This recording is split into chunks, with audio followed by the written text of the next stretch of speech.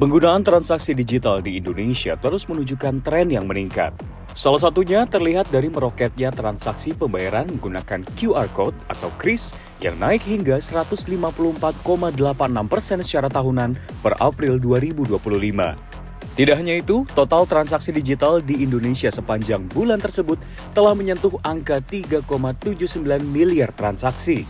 Peningkatan ini utamanya didorong oleh lonjakan penggunaan aplikasi mobile banking dan internet banking yang masing-masing tumbuh di atas 8% hingga lebih dari 33%. Layanan BI Fast juga mencatat lonjakan signifikan dengan total transaksi mencapai 335,34 juta transaksi senilai 849,51 triliun rupiah. Belum lagi pertumbuhan pesat di segmentasi pembiayaan digital seperti cicilan berkonsep beli sekarang bayar nanti atau BNPL hingga aset kripto yang menembus 32 triliun rupiah dengan 19 juta investor retail, lebih dari 2 kali lipat jumlah investor saham domestik. Namun, di balik angka pertumbuhan yang menggembirakan, ada risiko yang juga makin besar mengintai, yaitu keamanan siber dan perlindungan data. Asosiasi Fintech Indonesia menyoroti banyaknya kasus penipuan digital dari yang mengatasnamakan teman, bank, hingga situs palsu yang mirip laman resmi. Perusahaan berbasis teknologi finansial atau fintech kini menghadapi tantangan serius terkait maraknya kejahatan siber, khususnya penipuan identitas dan pengambil alihan akun nasabah. Laporan Javelin Strategy and Research mencatat rata-rata kerugian yang dialami satu perusahaan fintech akibat penipuan mencapai 51 juta dolar Amerika Serikat per tahun. Bahkan pada tahun 2022 saja, kerugian akibat penipuan identitas secara global mencapai 20 miliar dolar Amerika Serikat. Masalah penipuan ini tidak hanya berdampak pada kerugian finansial semata, tetapi juga dapat menggerus kepercayaan konsumen terhadap layanan fintech. Ada beberapa pola penipuan yang kini kian marak terjadi. Yang pertama adalah rekayasa sosial. Pelaku kejahatan memanipulasi korban untuk secara sukarela memberikan informasi pribadi seperti kata sandi, kode OTP, atau bahkan mendorong korban mentransfer dana melalui aset kripto. Mengapa kripto? Karena transaksi aset digital tidak dapat dibatalkan dan bersifat permanen di dalam sistem buku besar. Jenis kedua adalah serangan presentasi, yakni pemanfaatan teknologi seperti foto, sidik jari palsu, bahkan deepfake untuk menembus sistem verifikasi biometrik. Untuk menghindari hal ini, perusahaan perlu melakukan verifikasi identitas lebih menyeluruh, seperti mencocokkan data dari berbagai sumber dan memastikan keaktifan wajah pengguna. Ketiga, muncul pula praktik identitas sintetis di mana pelaku menggabungkan nomor identitas asli milik seseorang dengan data palsu lainnya untuk membentuk identitas baru namun sebenarnya fiktif. Dan terakhir, penipuan yang kini paling sering terjadi adalah pengambil alihan akun atau account takeover. Modusnya dimulai dari pemanfaatan data hasil kebocoran, kemudian digunakan untuk mengakses akun korban. Pelaku biasanya menggunakan bot untuk menguji ribuan kombinasi kata sandi dalam waktu singkat. Setelah berhasil masuk, mereka akan langsung mengubah alamat email, password, hingga perangkat otentikasi sehingga pemilik asli kehilangan akses terhadap akunnya. Nilai kerugian dari praktik ini dilaporkan mencapai 11 miliar dolar Amerika Serikat sepanjang tahun 2022. Berkaca dari hal ini, di dalam negeri, sejumlah pihak terus mendorong agar adanya pembentukan Lembaga Pengawas Perlindungan Data Pribadi atau PDP sebagai implementasi dari Undang-Undang Nomor 27 Tahun 2022 tentang perlindungan data pribadi dan sudah ditunggu selama 2 tahun lebih. Tak hanya dari industri finance, namun juga dari industri lainnya. Salah satunya Chairman Indonesia Data Center Provider Organization atau IDPRO, Hendra Suryakusuma. Ia mengungkapkan kesiapan industri dalam mengimplementasikan Undang-Undang PDP dan mendorong pembentukan lembaga pengawas. Saat ini pembentukan lembaga pengawas penting dilakukan untuk menegakkan hukum dan mengawasi implementasi Undang-Undang PDP. Sehingga kami melihat dari IDPRO kami memandang desakan ini sama dari Komisi 1 tadi Pak Dev Laksono sebagai langkah yang sangat positif dan juga mendesak ya. Jadi kalau kita lihat keamanan data pribadi itu bukan sekedar isu teknis ya, tapi melainkan aspek fundamental dalam membangun kepercayaan di ekosistem digital di Indonesia. Kalau saya lihat tanpa pengawasan yang terstruktur dan juga law enforcement yang jelas dan tegas, angka implementasi UU PDP ini cukup jadi normatif gitu ya, tanpa adanya dampak nyata di pengamanan cyber security di Indonesia dan juga perlindungan data pribadi di masyarakat kita gitu, Mbak. Baik, lalu menurut kacamata Anda sendiri sebetulnya tantangan terbesar apa yang dihadapi dalam pembentukan lembaga pengawas pelindungan data pribadi, baik dari sisi regulasi, koordinasi antar lembaga, ataupun mungkin kalau dilihat dari sisi yang lain adalah terkait bagaimana kesiapan industri. Pak Hendra, silahkan. Ya, ini menarik ya. Kalau saya lihat ada 3 tantangan utama ya. Pertama terkait kelembagaannya sendiri. Kalau kita lihat di pasal 58, betul tadi yang seperti Pak Rudi sampaikan, jadi lembaga ini akan berada di bawah presiden langsung ya. Artinya dia independen, tidak berada di bawah kementerian gitu ya. Jadi ini memang akan sangat kompleks ya dalam konteks pembentukan kelembagaannya. Jadi pemilihan the right person gitu ya di sini dengan kemampuan cyber security, kemampuan data protection yang mumpuni diperlukan agar si kelembagaan ini akan jelas ke depannya. Artinya efektif gitu ya dalam pelaksanaannya. Kemudian yang kedua ini juga berkaitan dengan sumber daya manusia ya. Jadi kita membutuhkan tenaga ahli cyber, tenaga ahli hukum, karena dampak insiden hukum dengan adanya pengembangan AI dan serangan cyber ini akan semakin kompleks. Dan juga ahli pembentukan kebijakan yang sifatnya dinamis ya. Jadi bukan sekedar birokrasi administratif gitu. Karena ada perang yang sangat keras gitu ya antara inovasi dan regulasi. Dan kita butuh regulasi yang lebih cepat. Yang ketiga ini memang political willingness dan juga koordinasi antar lembaga. Jadi bagaimana pembentukan regulasi ini kan kalau kita lihat ya, ini seringkali tersendat karena tarik-menarik kepentingan gitu. Jadi ada ego sektoral antara beberapa kementerian. Nah, dengan adanya kelembagaan yang baru ini, bagaimana dia mengalami harmonisasi gitu ya dengan institusi-institusi pemerintah lain. Sementara Chairman Association of Big Data and AI atau ABDI Rudi Rusdiah menyebutkan, meski demikian, pembentukan lembaga pengawas PDP yang independen memiliki sejumlah tantangan terkait anggaran hingga SDM yang memahami industri.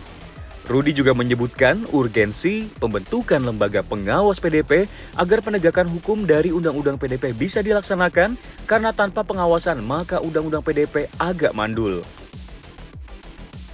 Lembaga ini memang sudah ditunggu. Jadi undang-undang kan udah dari tahun 2022 bulan Oktober yang 2022. Jadi sudah hampir lebih dari 2 tahun gitu ya. Jadi dan di pasal 58 itu sudah dikatakan bahwa lembaga ini harus independen dan ditetapkan oleh presiden. Jadi presiden tinggal menetapkan saja gitu ya. Seharusnya kita nggak perlu tunggu sampai gitu lamanya gitu. Karena apa? Karena kalau undang-undang, kalau lembaga ini tidak diterapkan, ada banyak sekali pasal-pasal itu yang terutama yang terkaitan dengan denda dan sanksi denda itu tidak bisa dijalankan karena keputusan besarnya denda itu dari lembaga ini gitu ya. Maksimumnya itu cukup tinggi ya, cukup masif gitu. 2% dari pendapatan perusahaan, jadi cukup masif. Tapi ini ditentukan oleh lembaga gitu. Jadi berapa itu karena itu maksimumnya. Nah, kemudian ada banyak pasal juga dari Undang-Undang PDP yang meminta agar lembaga ini menjadi pengawas gitu ya, atau lembaga ini menentukan kebijakan dari perlindungan data pribadi. Jadi fungsi lembaga ini penting dan memang ditunggu. Kalau tidak, undang-undang ini susah dijalankan, banyak pasal-pasal menjadi mandul gitu ya tanpa adanya lembaga karena nggak bisa ditetapkan sanksinya, jadi nggak ada sanksinya gitu. Dan banyak sekali pasal-pasal yang terkait dengan sanksi dari undang-undang PDP ini. Sanksi bisa denda, bisa jumlah dalam jumlah uang gitu ya dan Kini pertanyaannya, seberapa kuat benteng pengaman yang sudah dibangun industri fintech saat ini? Jika melihat kondisi di lapangan, risiko ini tidak bisa dianggap sepele. Banyak platform fintech menyimpan data sensitif seperti identitas pribadi, informasi perbankan, hingga rekam transaksi. Jika tidak dilindungi dengan sistem keamanan yang kuat, bukan hanya pengguna yang dirugikan, tapi juga reputasi dan keuangan perusahaan bisa luluh lantak. Chief Technology Officer Dana Indonesia Norman Sasono mengungkapkan, pelaku industri tengah berlomba mengadopsi AI dan mengedepankan teknologi untuk melawan kejahatan siber. Meski demikian, AI nyatanya juga digunakan oleh para pelaku kejahatan. Untuk itu, literasi masyarakat akan kejahatan siber khususnya di dunia fintech perlu ditingkatkan. Fenomena ini nggak hanya terjadi di Indonesia, ini terjadi globally. Kalau dari data SafeNet di Indonesia sendiri, hampir setiap hari ada threat atau ancaman seperti ini. Dan globally di 2024 sendiri bisa mencapai lebih dari $1 triliun isu yang terjadi karena scam. Dan itu belum mencakup users yang tidak melakukan pengaduan terhadap misalnya scam atau phishing yang mereka alami gitu ya. Jadi sebenarnya impact-nya jauh lebih besar dari data yang dilaporkan gitu. Jadi it's global. Indonesia juga termasuk salah satunya. AI itu harus diadopt untuk meningkatkan mekanisme autentikasi yang lebih secure, misalnya dengan face verification atau biometrik ini, gitu ya.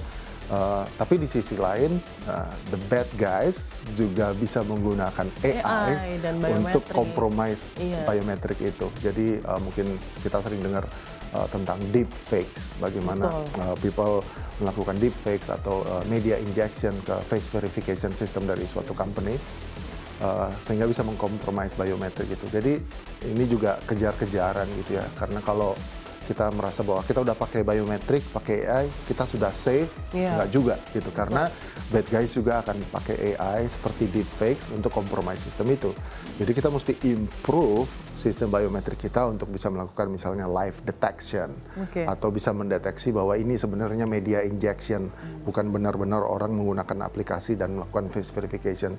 Jadi ini juga perlu capabilities, perlu AI juga gitu ya. Tapi di sisi lain, bad guys juga akan improve dia punya mekanisme untuk attack. Ya, jadi dua-duanya harus dilakukan.